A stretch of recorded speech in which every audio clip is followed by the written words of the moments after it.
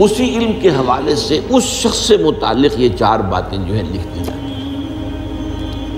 اب اس کو سمجھنا چاہیے، اصل میں جو بات مسئلہ تقدیر کے سمجھنے میں جو یوں سمجھیے کہ ایک بہت آسان فارمولہ ہے اگر سمجھنا چاہے انسان، اور یہ میں عرض کر چکا ہوں کہ سمجھنا چاہیں گے تو سمجھ جائیں گے، تفصیل میں جائیں گے تو الجھ جائیں گے، اور مناظرہ اور مباحثہ کریں گے تو گمراہ ہو جائیں گے۔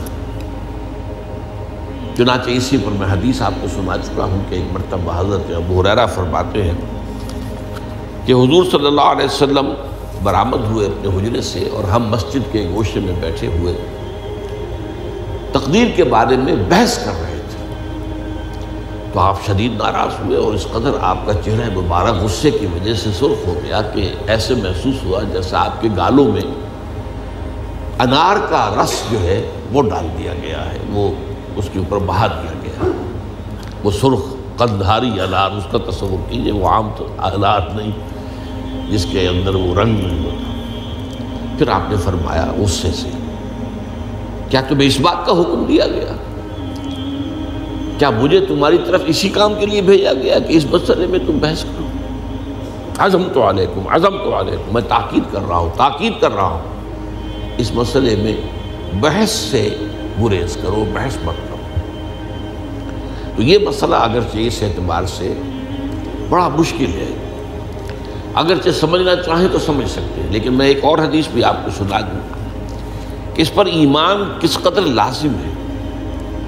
یہ ایک تابعی ہے حضرت ابن دلمی رحمۃ اللہ علیہ، وہ فرماتے ہیں، ذرا طویل حدیث ہے، میں اس کا خلاصہ بیان کر رہا ہوں، کہ میرے دل میں تقدیر کے بارے میں کچھ وسوسے پیدا ہوئے،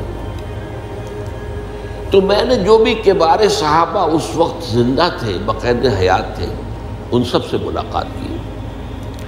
ابی ابن کعب رضی اللہ تعالیٰ عنہ، جن کے بارے میں حضور نے فرمایا ہے کہ اقرأہم ابی ابن کعب، میرے صحابہ میں قرآن کا سب سے بڑا عالم ابی ابن کعب۔ ان کے علاوہ عبداللہ ابن مسعود کے پاس بھی میں گیا رضی اللہ تعالیٰ عنہ، جن کی حدیث ہم پڑھ رہے ہیں۔ حذیفہ بن یمان کے پاس میں گیا رضی اللہ تعالیٰ عنہ۔ ان سب نے ایک بات یہ کہی کہ دیکھو، ایک بات تو یہ جان لو کہ اللہ تعالیٰ کی قدرت سب شے پر حاوی ہے۔ اللہ تعالیٰ اگر لو ان اللہ عذب اہل سماواتہ و اہل ارضہ عذبہم وہو غیر ظالم لہم، اللہ اگر تمام آسمان والوں کو اور تمام زمین والوں کو عذاب دے تو اسے عذاب دینے کا حق حاصل ہے، وہ عذاب دے سکتا ہے بغیر اس کے کہ ہم کہیں کہ وہ ظالم ہے۔ تمام زمین والے اور تمام آسمان والوں میں تو نیکوکار بھی آ گئے۔ یہ اصل میں ایک بڑا اہم مسئلہ ہے کہ جو ہمارے اور معتزلہ کے درمیان مختلف فی ہے۔ معتزلہ ہی کے انداز میں اہل تشیع کا عقیدہ بھی ہے کہ اللہ پر عدل واجب ہے، اہل سنت کے نزدیک اللہ پر کوئی شے واجب نہیں، اللہ کا اختیار مطلق ہے، جو چاہے کرے۔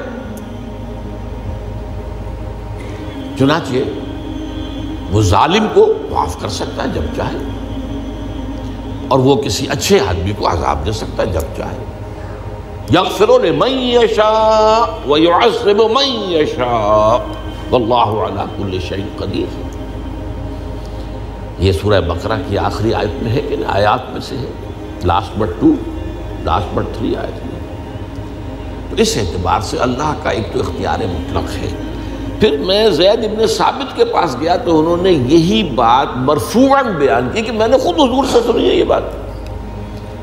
باقی 3 صحابہ کے بارے میں تو وہ کہتے ہیں کہ انہوں نے گویا کہ اپنی رائے کا اظہار کیا، اور اگر اللہ تعالیٰ چاہے لو رحمہم، تمام آسمان والوں اور تمام زمین والوں کو بخش دے اور رحم کرے، لکانت رحمتہ خیرا لہم من اعمالہم، تو اس کی رحمت جو ہے وہ یقیناً لوگوں کے اعمال سے بہت بالا ہے، بلند و برتر ہے، تو جو چاہے کرے۔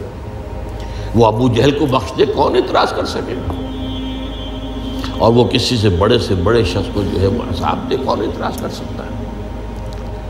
اس اعتبار سے پھر انہوں نے فرمایا وَلَوْ أَنفَقْتَ مِثْلَ أُحَدٍ ذَهَبًا اور دیکھو ابن الدینمی جان لو، اگر تم احد کے پہاڑ کے برابر سونا اللہ کی راہ میں خرچ کرو گے فی سبیل اللہ، ما قبل اللہ منک حتی یؤمن بالقدر، اللہ تعالیٰ اسے تم سے قبول نہیں کرے گا جب تک کہ تم تقدیر پر ایمان نہیں رکھو۔ اور اس کے بعد فرمایا اعلم، جان لو، انما اصابک لم یکن لیخطئک، جو چیز تم پر واقع ہوتی ہے، کوئی تکلیف آتی ہے، کوئی حادثہ پیش آتا ہے، وہ تم سے ٹلنے والا تھا ہی نہیں۔ مطلب یہ کہ تم سوچو کاش میں یوں نہ کرتا، یوں کر دیتا، اگر یہ ہو جاتا، وہ ہو جاتا تو میں بچ جاتا، نہیں، وہ تو آنے والی بات تھی، وہ اللہ کی کتاب، وہ اللہ تعالیٰ کے علم قدیم کے اندر پہلے سے لکھا ہوا تھا، تو موجود ہے، تو وہ تو آنی ہی آنی تھی۔ وَأَنَّمَا أَخْطَأَكَ لَمْ يَكُنْ لِيُصِيبَكَ، اور جو چیز کہ تم سے چھوٹ گئی، جاتی رہی، تمہارے ہاتھ سے نکل گئی، ممکن ہی نہیں تھا کہ وہ تمہیں ملتی، وہ اللہ تعالیٰ کا وہ جو علم قدیم ہے اس کے اندر پہلے سے طے ہے۔ وَلَوْ مِتَّ عَلَىٰ غَيْرِ هَٰذَا لَدَخَلْتَ النَّارَ، اگر دیکھو تم غور سے سن لو، اگر اس عقیدے کے سوا کسی اور پر تمہاری موت واقع ہوئی تو جہنم میں داخل ہو جاؤ۔ تو یہ اس ایمان بالقدر کی اہمیت کا معاملہ۔ اب اس کے لیے جو میں کہہ رہا تھا کہ ایک فارمولہ جو سمجھ میں آ سکتا ہے وہ یہ ہے، انگریزی کی جو اصطلاحات کے حوالے سے پہلے میں واضح کروں گا وہ ذرا زیادہ واضح ہے۔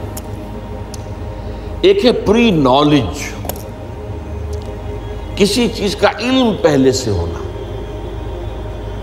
ایک ہے پری ڈیسٹینیشن، کسی شے کا پہلے سے طے پا جانا۔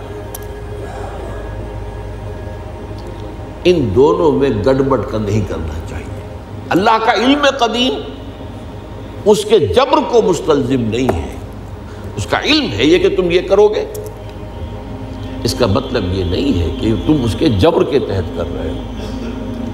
اس کی ایک سادہ سی مثال میں دیا کرتا ہوں، پھر میں عرض کروں گا، سمجھنا چاہیں تو یہ فارمولہ بہت کافی ہو جائے۔ آپ کسی بچے کے سامنے کوئی کھلونا ڈال دیں، آپ کو تقریباً یقین ہے وہ متوجہ ہوگا، اسے اٹھائے گا۔ ہو سکتا ہے بچہ کسی اور دھن میں ہو اس وقت، ادھر اس کی توجہ کسی اور کو نہ اٹھائے۔ اگر وہ اٹھا لیتا ہے تو آپ کے مجبور کرنے سے تو اس نے نہیں اٹھایا، اس نے تو اٹھایا ہے اپنے انسٹنکٹ کے تحت کہہ لیں، اپنے ارادے کے تحت کہہ لیں، آپ مجبوری آپ نے کی۔ لیکن اللہ تعالیٰ کا جو اندازہ ہوتا ہے، وہ اندازہ قدر کے معنی اندازہ بھی ہے، میں بیان کر چکا ہوں آپ کو۔ اس کا جو علم قدیم ہے وہ غلط ثابت نہیں ہو سکتا، ظاہر بات ہے کہ پھر تو اعلیٰ کل شیء علیم وہ ہے ہی نہیں۔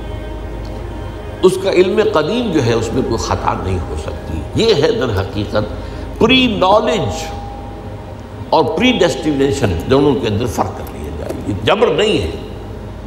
ہاں اللہ تعالیٰ کا علم ہے، اس علم کے مطابق چیز جو ہے وہ لکھتی گئی ہے، وہ تو ہو کر رہے گی، ہوتی تو ہے، لیکن اس کے